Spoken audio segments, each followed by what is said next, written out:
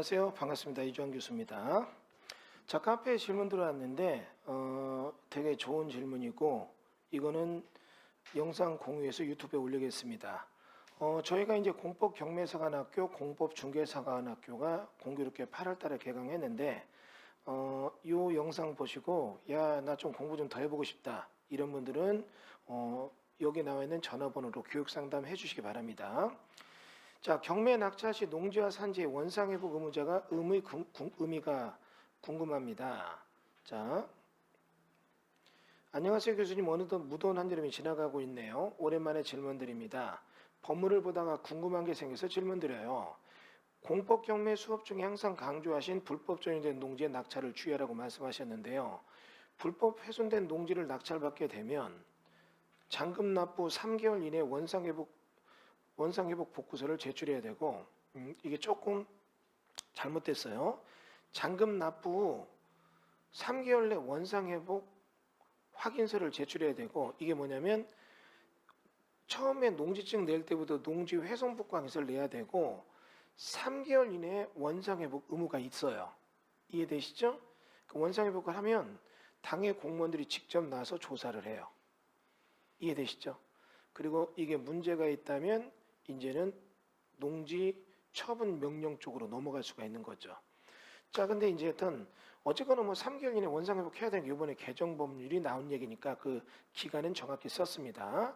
근데 이제 원상복구 확인서를 내는 게 아니라 농지 훼손 복구 확인서를 먼저 내고 3개월에 원상회복 해야 됩니다. 자, 근데 원상회복 못하면 처분명령이 내려져서 원상회복 내려지고 원상회복 불가능하면 처분명령 이행강제금 내야 되기 때문에 취득이 불가능하다고 배웠습니다. 그러니까 취득했다 독방을 쓴 거지 취득이 불가능한 건 아니에요.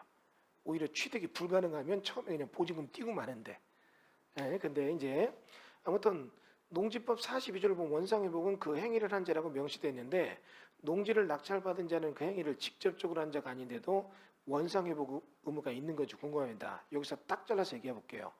농지는 그래서 살 때 경작 의무를 부여했고 경작을 위한 농지 취득 자격증명을 내면서 영농계획서를 냈잖아요. 이걸 내면서 불법 훼손 농지가 있다면 불법 훼손 농지에 대해서는 내가 원상회복해야겠다는 약정을 그때 낸 거예요. 앞에 사람 거를 내가 이어받는다는 게 아니라 취득 시에 내가 하겠다는 약속을 했잖아요.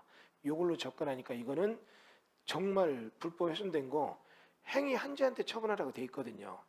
이 조문은 무슨 얘기냐면 이런 거예요. 내가 농지를 갖고 있는데 내가 농지에다 뭐 콘크리트 포장해서 주차장 썼다. 행위 한자로 내가 처분하는 거죠. 그럼 경매에서 얘기가 아니라 이런 경우에요. 내가 농지를 이분에게 세를 줬는데 세 얻은 사람이 어떻게 해요? 여기다가 농사 진다고 하더니 여기다 포장해가지고 무슨 야적장으로 썼다. 내가 8년 이상 영농한 사람은 농지임대차 되잖아요. 임대 줬던 얘가 했다면 불법 훼손한 걔가 행위한 자로서 처분하라 이 뜻이지. 이해됐어요? 그러니까 행위한 자로 돼 있는데 경매에서도 이걸 적용해서 행위한 자한테 해라. 이렇게 못하는 게 내가 농지 취득 시에 뭐를 했어요? 농지 원상 회복 복구 확인서를 냈기 때문에 내가 독박을 써야 되는 거예요. 이해됐어요? 그래서 여러분 농지가 훼손되고 있다. 이런 거는 농지 훼손 복구 확인서 내야 되는 거예요. 그러면 이런 농지는 경매를 샀을 때 이거 법규 행위한 자라고 하니까 걔한테 이수를 못하는 거죠. 내가 써내서 약속한 거니까. 안 그러면 농지증이 안 나오니까 못하는 거고. 이해되셨어요? 예. 그런데 문제는 산지관리법 제44조의 불법 산지 전용이 복구에도 행위를 한 자라고 명시되어 있습니다. 하지만 공법 경매 수업 시에 산지 전용은 낙찰자에게 승계된다 하셨는데 그런 의미에서 산지의 복구 또는 승계받은 낙찰자가 하는 건 이해가 되나 농지 전용은 산지 전용과 달리 승계되는 내용을 배운 적이 없어 구체적으로 농지법과 산지관리법 행위를 한 자가 대해서 궁금합니다. 낙찰받은 낙찰자는 직접적인 행위를 한 자 아니지만 대인 조건이 없는 경우도 승계되어 행위의 당사자가 해당된다면 산지관리법과 농지법의 승계는 어디까지를 말하는 건지 궁금합니다. 그러니까 이런 거예요. 농지법 또 유권 해석이 농지 전용허가 받은 땅 원한다면 낙찰자에게 승계해줘라.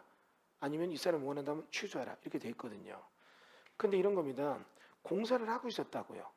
그럼 농지가 전용되고 있었잖아요. 그럼 내가 승계되면 받는 거예요. 이해됐죠? 근데 내가 그렇게 하고 공사를 못 살린다면 원상회복은 내가 해야 되는 거잖아요. 이해됐어요? 근데 산지관리법도 이것도 승계 조문이 있거든요. 그럼 승계해서 내가 경매를 받았다면 승계되니까 내게 되니까 내가 원상회복 해야 돼요. 잘못됐다면 해야 된다고요. 근데 이겁니다. 나는 그거 원치 않아. 임야만 받으니까 산지전용 취소해줘. 그러면 이게 취소가 된다고 쳐요. 이해됐어요? 그럼 행위를 한 자라고 돼 있지만 산지전용 허가는 낙찰자에게 승계된 걸로 보기 때문에 내가 이거는 승계된 거예요. 내가 행위한 자를 승계받은 자니까 그대로 이건 어떻게 해요? 원상회복해야 되는 거예요. 근데 이게 문제입니다. 가끔 이거에 대해서 이행부증을 넣거든요.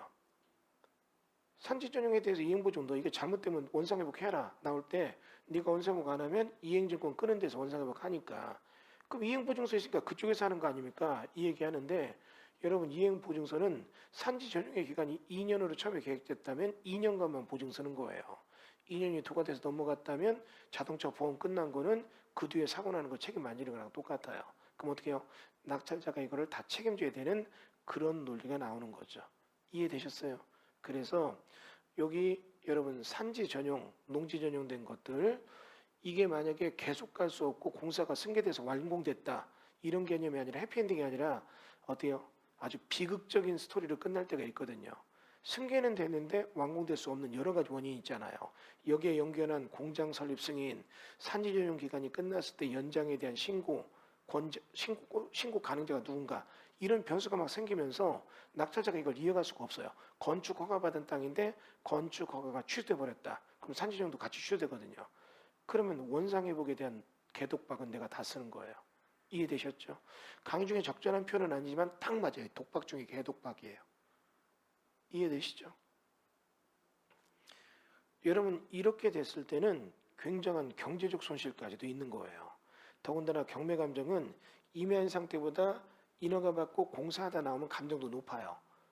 그런데 이걸 내가 좀 떨어뜨려 받았어도 인허가 취되면 원래 임야로 돌아간다면 감정가보다 훨씬 밑에 돈, 내가 받은 것보다 더 낮게 떨어지고 더 문제는 원상회복의 엄청난 비용까지도 내가 감당해야 된다. 이런 문제가 직면되니까 이거는 굉장히 조심하셔야 됩니다. 아주 좋은 질문이었어요. 그래서 여기 지금 농지법에 대한 얘기, 행위를 한 자, 산지결법 행위전자, 법문까지 아주 잘 적시해서 질문을 하셨습니다. 자, 답변 되셨을 겁니다. 그래서 경매 받을 때 이렇게 농지나 산지 개발 중인 땅은 이거 잘못하면 원상회복 되는 쪽으로 넘어갈 때 앞에 놈이 하는 게 아니라 내가 복구해야 된다. 이거 굉장히 조심하셔야 됩니다. 자, 이렇게 설명 마치겠습니다. 감사합니다.